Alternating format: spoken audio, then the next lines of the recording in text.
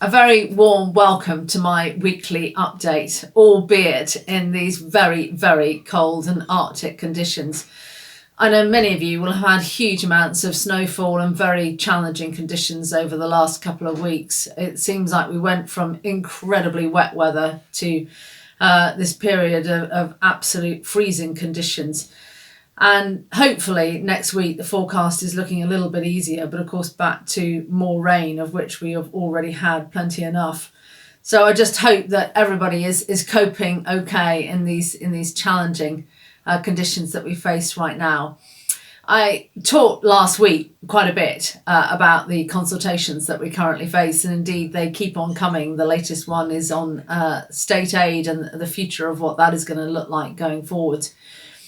I really picked out last week the importance of responding to the bovine TB consultation. As I said, it remains so incredibly important that we get those individual stories out there.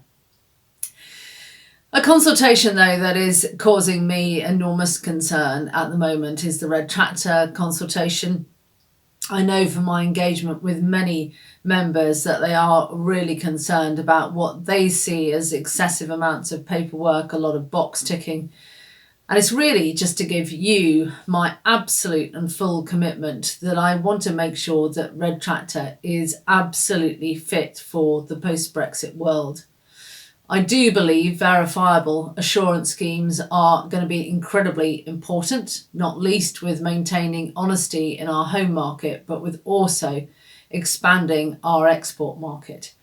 When I talk to the Australians, most recently to the New Zealanders, I spoke this week to the New Zealand High Commissioner Beej Corrie. He talked comprehensively about how they have felt that the mandatory assurance that they have in New Zealand has been absolutely front and centre of opening up new market opportunities. They've now got 30% of exports going into China.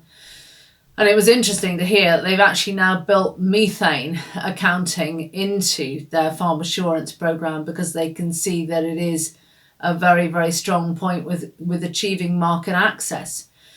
So when I look at the future of red tractor, I give you my word that I will do everything I can to make sure that it is fit for the modern world, that it works on an outcomes-based approach, that it rewards unearned recognition.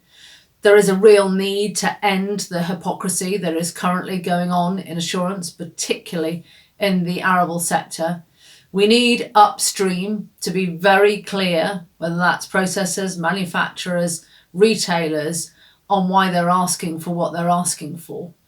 I won't stop at anything to get this right. I think it really is front and centre of our future. We have to own our evidence base. We have a very high cost of regulation in this country. And I'm conscious in all of that we have the third most affordable food. That has been a massive win. One of the big success stories of modern times, that consumers right across the country have access to high quality, affordable British food. We are the most affordable food in Europe. And a key part of post-Brexit future has got to be addressing returns back to the farm gate. I see farmers that whether it is through the supply chain, whether it is via government, they are asked to jump through ever higher hoops for no extra reward, and that needs to change.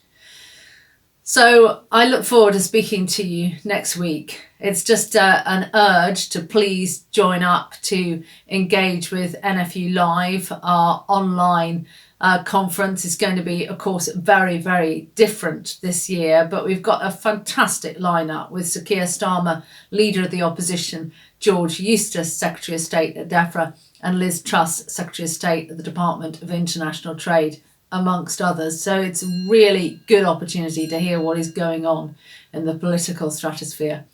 Anyway, take care, look after yourselves, and I really look forward to speaking to you next week. Thanks so much.